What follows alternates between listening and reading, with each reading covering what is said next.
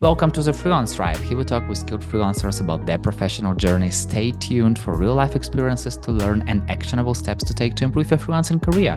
My name is Yuri. I'm a community builder at Coach Control and 9am.works. And my guest is Yannick Krohn, a founder of Goodlance, an all-in-one business tool for freelancers, and host of a Freelancer Podcast, where he mostly talks to freelancers about their freelance journey, just like we are doing it here, but he does it in German. And today we'll discuss how hosting a podcast can enhance your freelancing career, help you find amazing clients, and provide you with the first steps to starting your professional podcast. So welcome, Yannick. Hey, Yuri. Thanks for having me. Super happy to talk to a fellow podcaster, and I will ask all the questions I want to ask myself. So here we go. Why did you decide to start a freelancer podcast? Tell me the backstory. The backstory is 7 years ago. I just found my product Goodlance, which is an all-in-one tool for freelancers. I started 8 years ago and still doing today. I started this and thought, okay, how do you do marketing for a tool like that? I don't have budget. I don't have an investor or some kind of that. So I had to find a way to do marketing without money. And podcasts were a thing that has always been part of my content cycle. I had to drive 2 hours by train per day to get to my working place at the time. And so I listened naturally to many podcasts on the train. And so podcasts were a thing that I liked to consume, but as a listener, not as a host. And so when I thought about a way to promote Goodlance, I thought, okay, doing a blog would be an option. Putting out content is the way currently. And blogging is very much writing. And I'm a lazy person when it comes to writing. So that option fell apart really quick. And so I thought about podcasting, and I looked up the word freelancer in the podcast app in Apple and found not many results. So that was the point where I realized, okay, there is a niche. I can provide content in that niche. And I thought, okay, doing a podcast, I have zero moderating skills. I never done content producing. I have no video experience, no YouTube channel before or something like that. Could be a bit hard to do it on your own, especially if you have an interview-driven podcast and you ran out of things to say. So I got myself a co-host, which was Lucas at the time, and we started the podcast together. And yeah, did the first episodes. It became quickly an interview-driven podcast, and I stuck with it to this day. What podcasts are you listening to at the moment? So at the moment, I only listen to one podcast, and it's no business podcast. I listen to Fest und Flauschig. That's a German comedy podcast, I would say. A bit of trash talking, maybe. And that's the only podcast. When I became a podcaster, my podcast consumption went pretty much down. Maybe it's had to do with the fact that I started working in the home office and had no 2-hour train ride every day. Yeah. Maybe that's a factor too. Yeah, I feel like people are currently listening to podcasts here and there, somewhere in between, when they're committing to works or something, or when they're running or anything, like when they're on a walk with dogs or whatever. So I feel like it's always, some bits of time here and there, and you don't want to listen to music, you want to learn something, and then you just plug your podcast and you are there. So yeah, I totally get you. And you've been hosting your podcast for almost 7 years.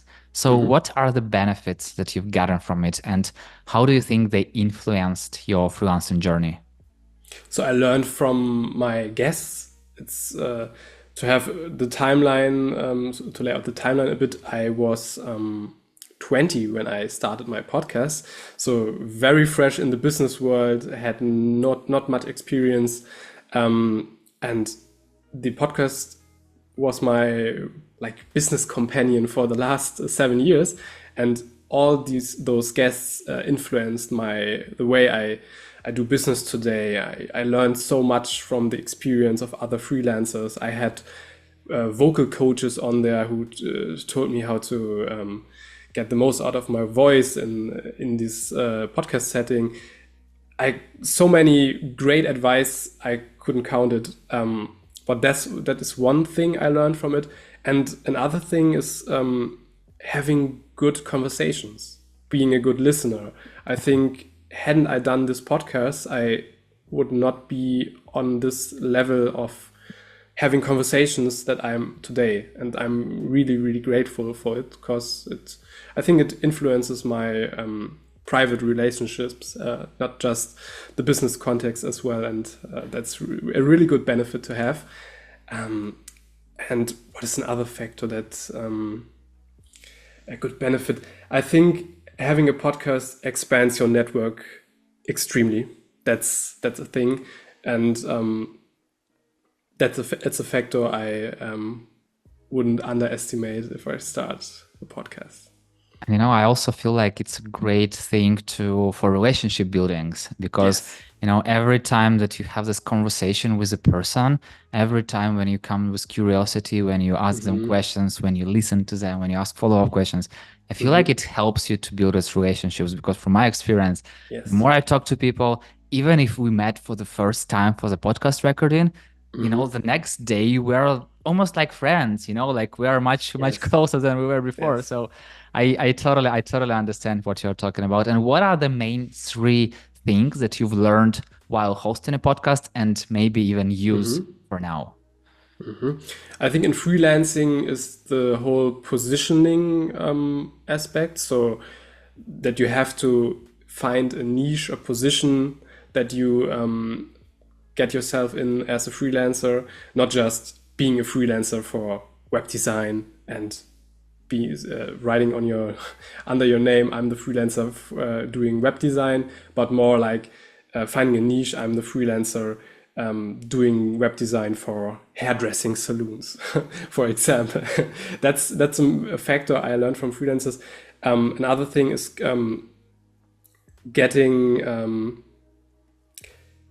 taking care of yourself mentally when you do business. Don't overbook yourself. Have clear times for your work and your private time. And I think in freelancing, the whole pricing stuff is a thing I learned from my guests. So doing podcasts, it's a bit indirect, but from my guests, having a solid hourly rate that you have for you. You don't have to communicate to your clients. You don't have to charge hourly, but just for you internally, and using that as a basis to calculate your prices. So, for example, if I have a fixed price that I have with a client, I use that as a basis to estimate my hours and multiply it by my internal hourly rate. And so I have a minimum value that I have to get charged for that project in the end. And I can control myself if for example, if I communicate a fixed price and I track my times internally, I can afterwards check, okay, did I match my internal hourly rate? And this internally hour rate should be calculated on the basis of how much do I have to earn a month to pay my cost of living, to build what's the name for it's in German, it's Rücklagen. I think savings would be the correct word. Yeah, to build savings on your freelancing career, all this stuff. So pricing theory is a thing that I have totally underestimated before I talked to so many experienced freelancers on the podcast. No, it's interesting because usually experienced freelancers are always saying that go talk to other freelancers, go find communities, go listen to podcasts. Yes. And I feel like while being a host, it's so easy, you don't even have to go and from the comfort of your home, you can network with these people. Yeah, you don't have to ask them like, hey, give me a coffee chat, like give me a Hmm. 31 hour of your time just for coffee chat. I want to ask you questions, but then you are telling like, hey, I'm inviting you to a podcast. And Yes. basically it's pretty much the same. But yes, for sure, it's like a little bit of egoistical approach. But what Hmm. is also great, I feel like when you are having this conversation, first of all, you are Hmm. learning, but secondly, you are also creating content for your Hmm. guest and you help to highlight them. And I think like it's two side, conversation. Yeah. It's always a win-win situation, I think. Hosting a podcast or having a conversation on a podcast, the guest gets the stage, and I get an interesting conversation for my listeners and a meaningful interaction. What is one or two or three or whatever you have things you were afraid of when you just started your podcast? So putting yourself out there is a lot, especially if you are not an outgoing person that likes to sit be on the stage in the spotlight. I still struggle with that. For example, on the Freelance Unlocked conference, having the panel, I was pretty nervous before. It's a whole different thing if people are watching you while you record a podcast in Yeah. quotation. So that was the thing, putting yourself out there, being judged, maybe that's the thoughts you get when you start. Struggling in terms of consistency was in the start a bit. So you have to record one episode a week, or for us, it was the schedule we put on ourselves. And that was a bit hard, having the consistency and two people and a guest, so three people scheduling appointments. That's not always easy. Yeah. Yeah, that was a struggle. And I think not looking too much on the numbers in the first, I would say, 6 months. So you feel in the first 6 months, you feel like you talking to yourself because there's not much feedback on episodes. But you have to trust the process, because there were listeners in these early stages of the podcast. They don't write comments or get you feedback on LinkedIn, but they were there, and after 12 months you get a message and they say, hey, I listened to your podcast for a year now and it helped me so much in my freelance career. So yeah, Yeah. that struggle, I think you can maybe relate. I feel like it's one of the hardest parts, like Yeah. kind of like right in this Hmm. dark space where you have no feedback, anything, and then like Yes. somewhere in the middle of nowhere you have this shiny parts of Hmm. sun, like sunlight, and somebody tells you, oh, by the way, I'm learning so much. Thank you very much for doing Hmm. that. I'm like, yeah, that's exactly what meant the most. And I also feel like being judged is very Hmm. tough part. How do you Yes. feel about that now? Now it's gone. For podcasts, at least. I don't think about it anymore. So in these early stages of the podcast, I was thinking about every word, and here and there were feedbacks like, "Oh, you say that word very often in the," and that made me even more insecure in this moment. But today, after 7 years, that part of me Whatever. is dead. I don't care. I can It's imagine this. yeah, So, it's gone. So I think that shows that it's a matter of getting comfortable with it with time. yeah, the more it goes, the easier it comes. And what Absolutely. what does your production cycle of one episode look like, and what tools do you use? So it starts with getting the guests, because, like I said, it's a guest-driven podcast. I am now in the position that the guests mostly contact me, which is really good. In the early stages, I had to reach out to people and ask them, which was pretty easy because people feel honored if you invite them to a podcast, usually. So don't shy away from reaching out to people and contact them, because it's, if you don't, I don't know, write to like the OMR, Kim Kardashian, or people like this size, you will be fine having guests on there. And I think now for me, it's the people contact me usually, and I have to make an appointment in the first step. Then the recording is via Zoom, like we're doing now. I press record. After the recording, I put it in GarageBand, which is my go-to cutting tool. I know if podcasters are listening, there are many more or many better programs for this and better tools like Zoom, for example. But I don't know. I don't change the running system. I think we talked about it exactly. previously. And then I put it, the audio, I put it in the Auphonic, that's post-production AI, where you make the voices clearer and reduce noise in the background and stuff like that. And after that, it goes into the RSS feed. I have a podcast host for that, so you need a podcast host to publish. And if you have done that, it goes out to all of the listeners.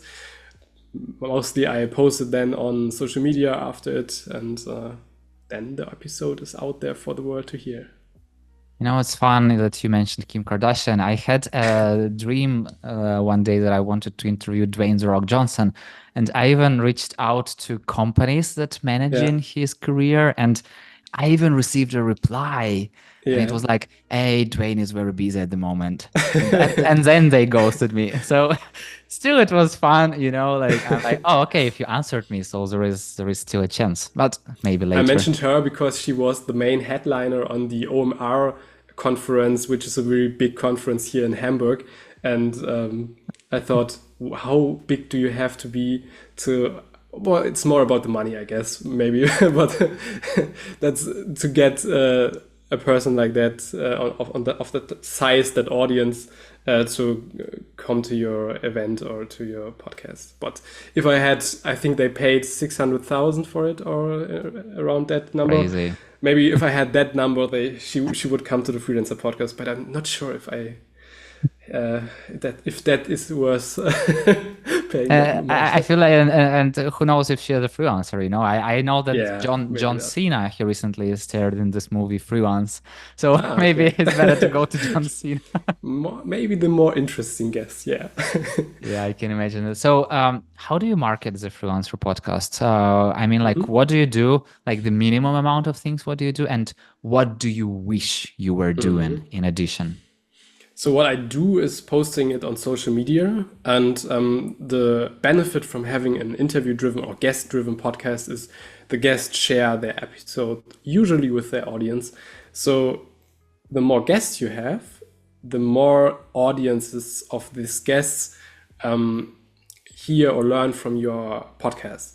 And there are always one or two people sticking with the podcast. So the most people of their audience hear it for them. So they think, okay, I know this person, I want to hear what she or he has to say. And I listen to the podcast episode and then never listen to it again. But some people always stick. And so you build up an audience over time. And I think that is the marketing part that goes really easy because I don't have to do much.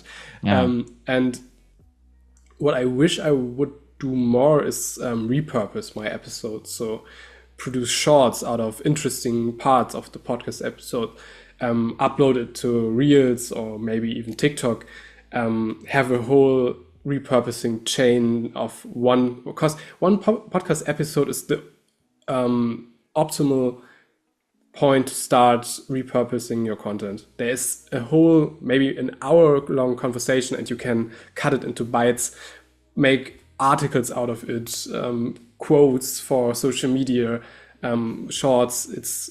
I should do that more.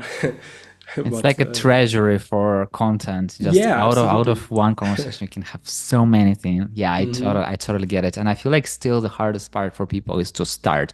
Many people have this idea, yes, I want to do a podcast, but then I need microphone, I need camera, I need hands, and I need etc. etc. So it's always I need. So there is no like I will do. So what are the three first steps, like the easiest steps for someone who wants to start a professional podcast? Okay, I don't know if this is the easiest steps, but I think it's the necessary steps. You should think about branding first. What is it you want to speak about? And don't find something you see the most buzz around a topic, or look up the trends. Pick something you are passionate about, and you can at least do podcasts for 3 years. Yeah. Yeah, I think that should be, you should, because the next part is consistency. And if you don't consistently put out content, the format will fail. That's the most basic rule in content marketing, I think, and it's the most important one. If you don't have consistency in your output, it will not be successful. And doing that for a format or a topic you don't really care about is pain. Yeah. Yeah. So pick something you're passionate about. Think about branding. How do you want to package that whole topic? Is it the 5-minute podcast per episode? Do you want to have guests on there? Do you want to speak with a co-host? Do you want to do it on your own? Think about slogans, maybe intros for the format. Just a branding aspect of it. Then you can think about how you do, maybe you get a podcast host, so the technical stuff of it. Find a place where you host the podcast. It's not that expensive. Just Google podcast host and you will find plenty of options. And then think about the production line. So do you want to do it on your own? I still do it on my own because I like the flexibility of deciding on a Sunday evening to release the episode tomorrow, and I can't bother freelancers with that kind of times. But you can find virtual assistants or freelancers to do the cutting or production for you. Pick a program like GarageBand, for example, is free on Mac. I think on Windows it's Auphonic maybe. And find a way to produce it and release it, I think. And stuff like microphones, don't think about too much. We talked about in the pre-conversation to this episode, it's not that you have to have studio quality in your first episodes. It's more about starting and putting yourself out there, and then you can maybe get a better microphone by time. Just one caution: don't use AirPods to record. Yes, that's the one disclaimer we agree on. Don't get AirPods; they are terrible for microphone stuff. Yeah, exactly. So it's so like not an advertisement of Apple things. But they're not paying us. Yeah, the pros are good. You paid. Still they can pay us. Yeah, use AirPods Pro. So. Like link in the comments. Yeah. Yannick, I wish to have the sky as a limit, but time is a limit to our conversation. So the final question: what is your favorite food? I think my favorite foods at the moment are Mexican style wraps. And what is the best way to connect with you? Via LinkedIn, I guess. Got it. Yannick, you're already inspired me a lot. We had a conversation before that, and now it's like just continuation of our. And thank you so much for sharing your experience. And it's been such a pleasure to hear and learn from you. Thank you, Yuri. And thank you so much for listening. If you like the show, hit the like button on 5 stars and share it with your friends. That's it. We're done. See you in the next episode.